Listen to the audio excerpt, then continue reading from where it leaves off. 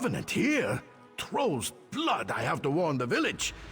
The long-lived Elder Scrolls will soon be online for all. We've recently gotten a chance to travel to Tamriel for a little sightseeing, quest doing, and monster slaying. There were scary noises in the fields. There's a detailed character creation tool where you can select from all your favorite races, factions, and classes and mess around with sliders to get that perfect look. It's very flexible, but we're still not sure how that Argonian underwear stays up. While everyone's tutorial starts with a prison break, your faction will determine which newbie island you start on. One of the big differentiators for Elder Scrolls Online iteration is the signature first-person mode, where your weapons and shields are front and center for the thwacking. We tackled a few battles in this way, before opting back to the more traditional MMO third-person camera, where we could more easily observe enemy tells and dodge area effect spells. A handful of quests had us killing X amount of enemies, but most undertakings were multi-part affairs that kept branching out with multiple sub-objectives. There's a lot of flavor to the world, with full voice acting and some one-off props to use, and helpful map markers keep things from getting too daunting. We even ran into a few situations where we had to make a daring jump or solve a puzzle to proceed, but like the slaying quests, these instances were few and far between. Hey, over here! Unsurprisingly, racking up XP and leveling up unlocks skill points for combat and passive abilities. You can only have a handful of attacks readied at a time, and each individual skill can improve with repeated use. Eventually, you'll be able to morph skills into more powerful ones, with a choice between two different branches of improvement. It can happen rapidly. Our sorcerer's little imp became a tail-swiping dinosaur before we even left the starter island.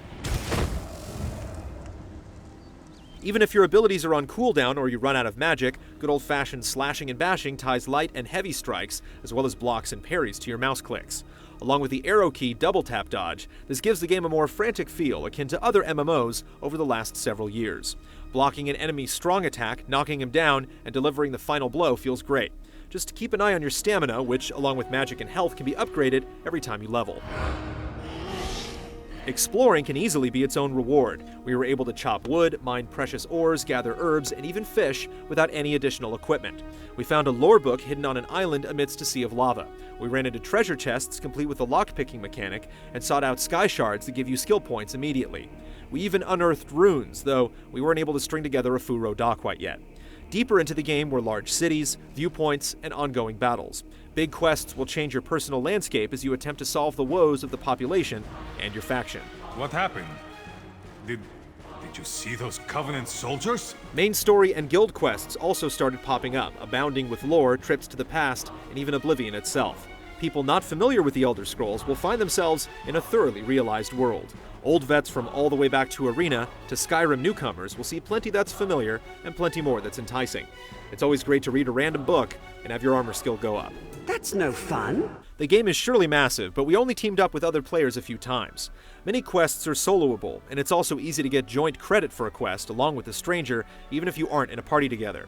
But beware, someone can totally snag that chest you were eyeing while you do battle with the crab.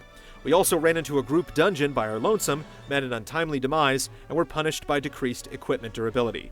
It seems tough group encounters are certainly on the docket. Most of our kit came from quest rewards, though there were some drops and shops to attend with. Bolreth, I summon you! This is seemingly only the surface of what the Elder Scrolls Online has to offer, so check back next week for our player versus player preview and additional coverage as well. You've got more meat on your bones than most of these poor bastards, and I see you've armed yourself. Good.